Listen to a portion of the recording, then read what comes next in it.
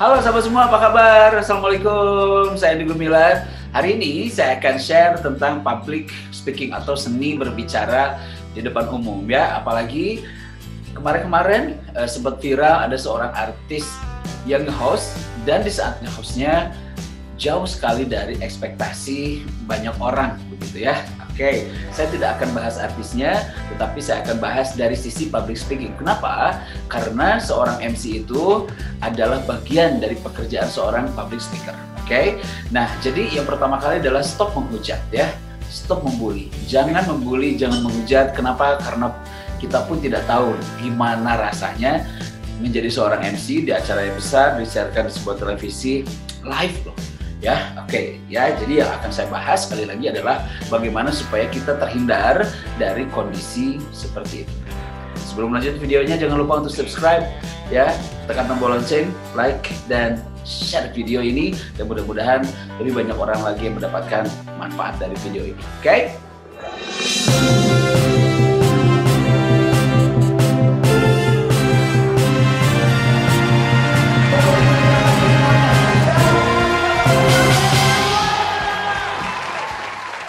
Oke, sahabat semua, kita lanjutkan ya. Jadi yang harus kita ketahui ada 3 dalam tanda kutip penyakit dalam public speaking ya. Yang pertama adalah nervous atau gugup. Oke. Yang kedua adalah mind blank, kosong, nggak tahu apa yang mau diomongin, ngedadak amnesia, ngedadak lupa. Padahal semalam sudah dipersiapkan. Bahkan H-1 jam sudah menghafal skrip dan lain-lain, tetapi ketika di atas panggung lupa. Oke. Nah, yang ketiga, penyakit yang ketiga dalam public speaking adalah verbal graffiti. Verbal graffiti ini misalnya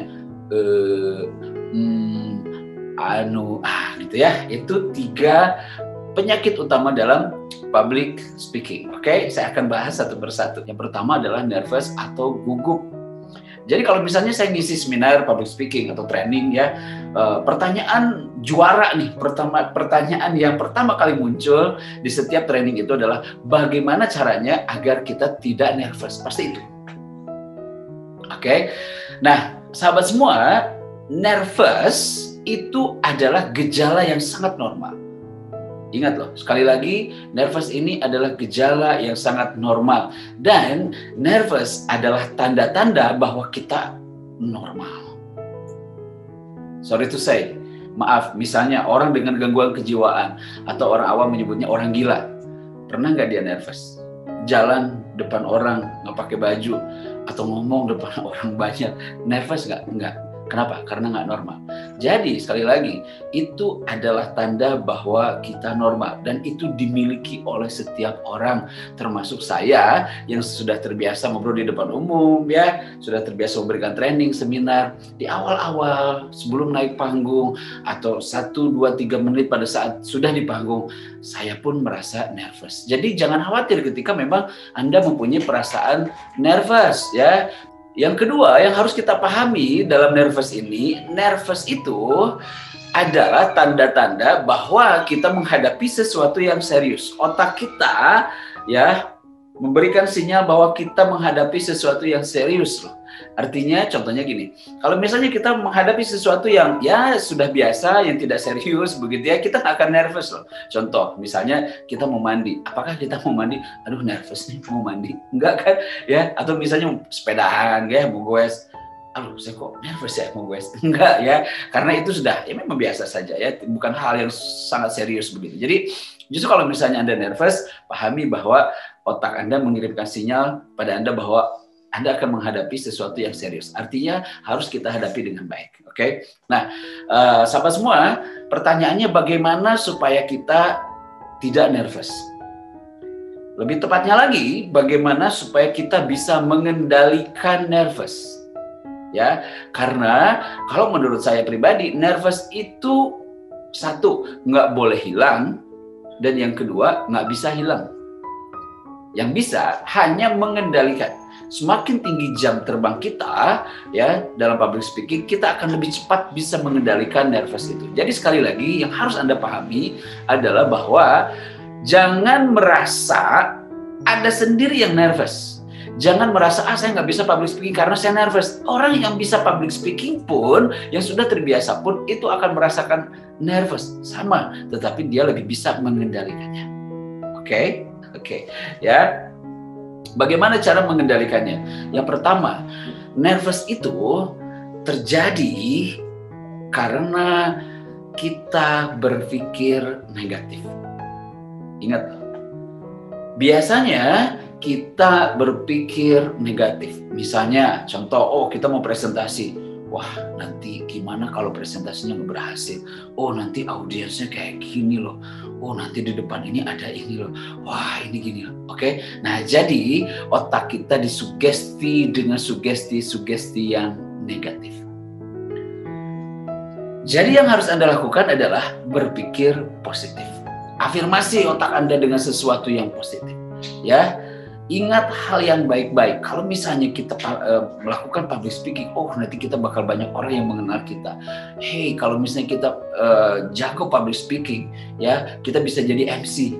Orang lain datang ke acara, bayar loh, MC dibayar loh, ya. Penuhi sesuatu yang positif dalam diri Anda. Yakinkan ya bahwa audiens yang banyak, kadang-kadang kita salah menilai audiens. Kita kadang-kadang nervous karena melihat audiens banyak. Hey, they are there for you. Mereka datang ke sana untuk Anda. Harusnya menjadi energi untuk Anda. Ya, jadi teman-teman, sekali lagi, bagaimana mengkondisikan pikiran kita sepositif mungkin, itu yang harus kita lakukan terlebih dahulu. Banyak orang nervous gara-gara nih besoknya kita mau presentasi, mau pidato atau mau MC, ya, yang kita pikirin dari semalaman, wah, besok audiensnya gini, besok acaranya besar dan lain-lain. Saya tanya loh, audiens mikirin Anda nggak semalaman? Saya yakin enggak tuh.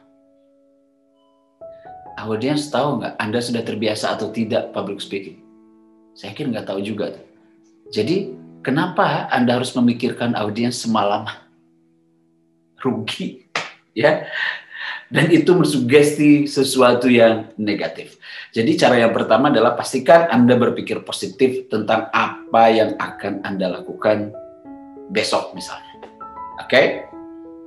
Kedua, teman-teman, ketahuilah penyebab nervous itu. Ya, di antaranya nih, yang paling tinggi, penyebab nervous adalah pengalaman pertama. Everything, segala sesuatu yang kita lakukan pertama biasanya nervous. Kalau penyebabnya adalah ini pengalaman pertama, berarti taklukan. Banyak orang yang bilang, saya nggak bisa public speaking. Udah pernah nyoba belum? Belum rata-rata. Ya, oke. Kalau misalnya ada pengen jadi pemain bola, Anda nggak ikut seminar, ikut training, baca buku bola, tapi nggak mau turun di lapangan bola, seumur hidup Anda nggak akan bisa. Begitupun public speaking, teman-teman. Ya, taklukkan panggung pertama Anda. Semakin sering Anda naik panggung, akan semakin terbiasa. Ya, jadi penyebab nervous yang pertama, yang paling tinggi adalah pengalaman pertama. So, taklukkan pengalaman pertama itu. Yang kedua, penyebab nervous biasanya kita memandang audiens terlalu. Ini yang merusak pikiran kita. Ya, kita menganggap audiens terlalu banyak, terlalu hebat. Nanti ada profesor ini, nanti ada Pak Gubernur, nanti ada Pak Wali Kota, bahkan ada Pak Presiden. Oke, kita memandang audiens terlalu. Sahabat semua, kita tidak boleh memandang audiens terlalu pintar, terlalu hebat, tetapi juga tidak boleh memandang audiens terlalu kecil. Jadi kita memandang audiens biasa saja. Jangan sampai keberadaan audiens yang seharusnya membuat Anda semangat justru membuat Anda drop nervous. Oke? Kenapa? Dari tadi hati loh, pikiran loh, ya, sugestikan yang positif. Jangan memandang audiens yang terlalu. Itu kan semuanya pikiran. Saya kasih analogi gini. Anda pernah lihat orang marah kan? Pernah ya? Oke. Misalnya si orang marah, orang yang sedang marah itu dalam kehidupan sehari-harinya dia jarang ngomong loh. dalam kehidupan sehari-harinya dia jarang bicara loh. Tetapi ketika marah, lihat. Anda bayangkan ada dua orang yang sedang marah. Ngomongnya lancar. Hei kamu, yang satu kurang gimana sama kamu? Saya sudah tolongin kamu, bla bla bla bla bla bla bla bla. Bahkan untuk menghentikan omongan orang yang marah, kita yang harus misahin. Harus dipisahin untuk menghentikan orang marah. Padahal sehari-harinya dia jarang ngomong misalnya. Ada nggak orang marah kayak gini? Ada nggak orang marah kayak gini misalnya? Heh, kamu tuh ya, pernah nggak? Enggak. Orang marah lancar loh. Bahkan dengan gesturnya. Anda pernah latihan marah nggak? Saya yakin semua orang nggak pernah latihan marah. Nggak pernah latihan, gimana ya gesturnya kalau misalnya marah, harus gini ya, harus gitu ya, matanya harus melotot ya, ini harus merah. Enggak, orang nggak latihan tuh. Kenapa? Dengan secara instinktif ketika orang marah, ngomongnya lancar, gesturnya mengikuti. Karena jawabannya sederhana, karena hatinya, pikirannya sedang marah. Kalau hatinya marah, otomatis ngomongnya lancar, ekspresinya dapat, gesturnya dapat. Karena apa? Pikiran dan hatinya marah. Oke, saya yakin Anda paham analoginya ya. Kenapa orang marah lancar ngomongnya, ya, ekspresinya dapat, gesturnya dapat. Sekali lagi jawabannya adalah karena hatinya, pikirannya dia marah. Dan untuk seseorang yang marah, mulut, gestur itu hanya alat bantu untuk menyampaikan kemarahannya. Begitupun orang MC, begitupun seorang public speaker. Oke, jadi yang harus dilatih dulu apanya? Pikirannya dulu dong, hatinya dulu dong. Mulut itu, tangan itu adalah alat bantu. Seringkali orang salah. Ya, seringkali orang menganggap bagaimana caranya untuk latihan supaya lancar dan lain-lain. Sebelum latihan mulut, sebelum latihan apapun, hatinya dulu. Oke ya. Selanjutnya, bagaimana menghindari nervous? Cara selanjutnya, saya kasih analogi lagi. Ya, tolong Anda pikirkan, Anda bayangkan, ada seorang pemilik sapi. Ya, si pemilik sapi ini punya padang rumput nih. Ya, si sapi itu makan di padang rumput itu. Tidak jauh dari padang rumput itu ada rel kereta api. Tentunya kereta api lewat 2-3 kali sehari. Ya, dan ketika kereta api lewat, si sapi ini makan aja biasa, ya, anteng nih makan nih. Kereta api lewat dia nggak keganggu, dia makan aja biasa. Satu waktu petani itu beli sapi satu lagi dan ditempatkan di tempat yang sama. Nah, ketika ada kereta lewat, si sapi baru ini kaget, nggak mau makan, dia stres, ya. Keretanya sudah lewat, dia makan lagi. Kereta datang lagi, dia kaget lagi. Nggak mau makan lagi. Setelah kereta nggak ada, dia makan lagi.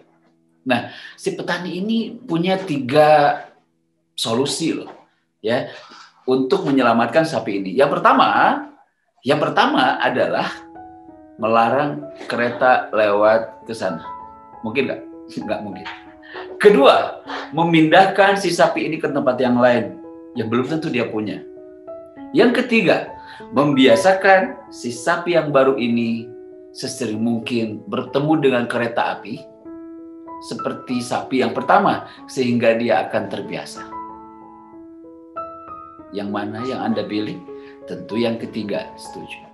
Membiasakan sapi itu bertemu dengan kereta api seperti sapi yang pertama yang sudah terbiasa. Begitupun public speaking. Obat untuk mengendalikan nervous yang paling mujarab adalah membiasakan diri bertemu audiens seperti si sapi itu membiasakan diri bertemu dengan kereta api. Ya, jadi seberapa kali pun Anda ikut seminar, ikut training, baca buku public speaking, nonton YouTube, tapi Anda tidak mau naik panggung dan tidak membiasakan naik panggung, tidak biasa dengan bertemu dengan audiens sesering mungkin, Anda akan tetap tidak bisa mengendalikan nervous. Jadi, tidak ada teori yang sekaligus, misalnya Anda ikutan training, pas pulang Anda langsung gak nervous. Enggak. Yang harus Anda lakukan adalah berpikir positif. Ya, berpikir positif dan membiasakan bertemu dengan audiens. Oke? tentu misalnya prepare, persiapan, berdoa, saya nggak bahas ya, itu udah pastilah. Prepare, persiapan itu udah pasti. Oke. Nah, cuma yang ingin saya tekankan, nervous itu timbul dari pikiran yang salah. Oke? Timbul dari prasangka yang salah, timbul dari sugesti-sugesti yang negatif. Yakinkan bahwa audiens datang untuk Anda. Audiens tidak akan menyerang Anda. Bahkan sepengalaman saya, 20 tahun saya di public speaking, ya, dari mulai jadi penyiar radio, jadi MC, jadi trainer, ya, pembicara dan lain-lain. Resiko terbesar seorang public speaker, saya kasih tahu nih, resiko terbesar seorang public speaker yang saya alami adalah apa? Resiko terburuk nih, ya, terbesar dan terburuk selama karir saya. Resiko terbesar dan terburuk selama karir saya di public speaking adalah tidak didengarkan orang. Itu aja. Bohong tuh, ada orang yang lempar sendal, segala macam, nggak pernah kejadian. Ya, jadi jangan pernah takut untuk berbicara di depan umum. Jangan pernah takut untuk menjadi seorang public speaker. Yang harus Anda takut, Anda naik panggung tetapi Anda tidak persiapan. Dengan pikiran, dengan latihan, tidak dengan prepare yang baik. Oke? Prepare itu bukan hanya bukan hanya skrip, ya, tetapi prepare itu bagaimana mempersiapkan otak dan pikiran kita sepositif mungkin. Oke? Oke, yang kedua, penyakit dalam public speaking ini adalah mind blank, ya, atau kosong. Pikirannya ngedadak amnesia, ngedadak hilang, ngedadak lupa, nggak tahu apa yang mau diomongin, bayangin. Ya, bayangkan itu terjadi di atas panggung, kita lupa apa yang mau kita omongin, bahaya sekali, ya. Oke, lalu gimana caranya biar nggak ngeblank? Gimana caranya biar omongan kita nih ngalir gitu ya, nggak habis-habis nih. Kalau misalnya lihat MC yang profesional, seorang trainer, dia ngomongnya nggak habis-habis. Ada aja tanpa jeda yang mau diomongin ya. Oke, gampang. Kenapa terjadi ngeblank? Ingat analogi ATM. Anda tahu ATM? Oke. ATM itu bisa diambil uangnya karena kita ngisi tabungan dong. Kalau kita nggak ngisi tabungan, apakah kita akan bisa ngambil uang dari ATM itu? No, tidak. Ya, jadi yang pertama adalah Anda harus menabung banyak sekali, ya, banyak sekali perbendaharaan kata, banyak sekali pengetahuan, ya, sehingga Anda akan bicara mengalir seperti aliran uang di ATM. Ingat, uang akan mengalir, uang akan keluar dari ATM itu apabila Anda memasukkan uang ke tabungan. Begitupun kata-kata, ya. Begitupun kata-kata. Kata-kata itu akan keluar apabila Anda sering baca. Apabila Anda penuh otaknya dengan pengetahuan. Ingat loh, kalau misalnya Anda nggak sering baca, apa yang mau dikeluarin? Nggak ada kan? Oke, jadi PR yang pertama, Anda harus penuhi dengan pengetahuan. Anda harus nabung di otak Anda, ya, segala macam pengetahuan dan membaca tentunya. Itu yang pertama. Yang kedua, teman-teman, bibir ini bisa refleks loh. Lancar ngomongnya. Kenapa bibir ini tidak lancar? Banyak asalnya yang mau diomongin, tetapi pas keluarnya susah. Karena kita biasanya tidak terbiasa mengucapkan apa yang kita lihat, mengucapkan apa yang ada di dalam pikiran kita. Ingat-ingat teman-teman, di antaranya misalnya, kalau misalnya Anda baca, ini kebanyakan orang membaca jarang disuarakan. Baca koran, gitu doang kan? Baca WA, oke? Baca buku, yes, oke ya. Kenapa? Ini pengalaman saya pribadi loh. Jadi kita tidak terlatih, kan alurnya 3 nih. Apa yang kita lihat masuk ke dalam otak kita. Satu, apa yang kita lihat. Yang kedua, yang kita lihat ini yang kedua masuk ke dalam otak kita. Yang ketiga, kita mengeluarkan dengan bibir kita. Nah, kita ini kadang-kadang orang tidak terbiasa melafalkan, membicarakan, mengeluarkan apa yang ada di dalam pikirannya. Tidak biasa mengeluarkan, mengucapkan apa yang dia lihat. Oke, jadi apa solusinya? Solusinya adalah yang simple sekali yang bisa Anda lakukan sekarang juga adalah Anda latihan baca dengan disuarakan. Dengan begitu, sekali lagi, Anda akan mensinkronkan apa yang Anda lihat, apa yang masuk ke otak, dan apa yang Anda bicarakan itu sinkron. Oke? Ya, karena sekali lagi kita biasanya menumpuk, udah nabung kayak tadi nih, udah nabung tetapi jarang dibicarakan, jarang dikeluarkan. Jadi, mulai sekarang Anda latihan baca. Ya, baca apapun dan itu disuarakan. Itu melatih kereflekan mulut, teman-teman. Saya udah biasa kalau misalnya lagi di jalan, lagi nyetir gitu ya, lihat spanduk atau lihat apapun, saya baca dan disuarakan itu udah biasa sekali. Ya, ketika jadi penyiar radio misalnya dulu ya, kita baca majalah dulu zamannya majalah. Zaman majalah kita ucapkan bla bla bla bla bla, dibaca. Apa yang kita lihat, apa yang masuk ke otak dan apa yang keluar dari mulut itu sama. Nah, itu latihannya. Simple? Yes, simple sekali. Dan itu latihan yang harus Anda rutinkan. Latihan yang harus Anda lakukan setiap hari, teman-teman. Saya pun hari ini sudah terbiasa berbicara di depan orang, biasa ngisi seminar, biasa ngisi training, itu tetap saya lakukan. Membaca dengan disuarakan. Pertama, manfaat membaca jelas menambah pengetahuan. Yang kedua, melatih kereflekan mulut kita. Ya, jadi untuk menghindarinya sekali lagi, simple dan gampang sekali Anda lakukan adalah Anda baca dengan disuarakan. Sekali lagi dengan begitu, Anda mensinkronkan apa yang Anda lihat, apa yang ada di pikiran Anda akan sesuai dengan apa yang Anda ucapkan. Paham ya? Oke, next. Yang ketiga, penyakit public speaking itu adalah verbal graffiti, belibet, anu, dan lain-lain. Teman-teman, itu jangan takut loh. Selama kita verbal graffiti-nya tidak terlalu sering, jangan khawatir. Saya juga dari tadi ini ya bicara beberapa menit ada kata tetapi selama itu tidak mengganggu kita dan tidak mengganggu audiens, it's okay. Tetapi kalau misalnya sudah mengganggu, misalnya dalam 1 menit ada 10 e-nya, nah itu baru mengganggu. Oke, lalu gimana cara menghindarinya? Gampang, serius gampang ya. Anda lakukan latihan sesimpel ini. Bagaimana latihannya? Anda bicara tanpa teks, ya. Anda bicara tanpa teks. Pertama, 15 detik. 15 detik. Setelah lancar, naik 30 detik. Setelah lancar lagi, naik 45 detik. Setelah lancar, naik 1 menit. Setelah 1 menit, jangan dulu dilanjutkan. Ulangi lagi dari 15 detik. Sampai lancar 15 detik. Setelah itu 30 detik. Setelah itu 45 detik. Ya, setelah itu 1 menit. Lama-kelamaan Anda akan lancar dan terhindar dari verbal graffiti. Oke?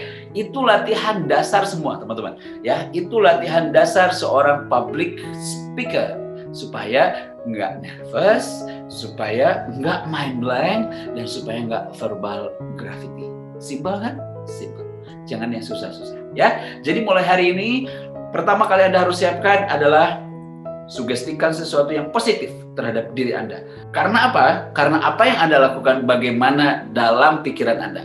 Apa yang Anda lakukan adalah apa yang ada di dalam pikiran Anda. Apa yang Anda lakukan adalah apa yang ada di dalam hati Anda. Kalau misalnya pikiran dan hati Anda berpikir sesuatu yang negatif, berprasangka sesuatu yang negatif, jangan heran ketika hasilnya juga akan negatif. Sahabat semua, terima kasih sudah nonton video ini. Mudah-mudahan bermanfaat. Jangan lupa nantikan video selanjutnya. Ya, saya Andi Gumilar. Wassalamualaikum warahmatullahi wabarakatuh.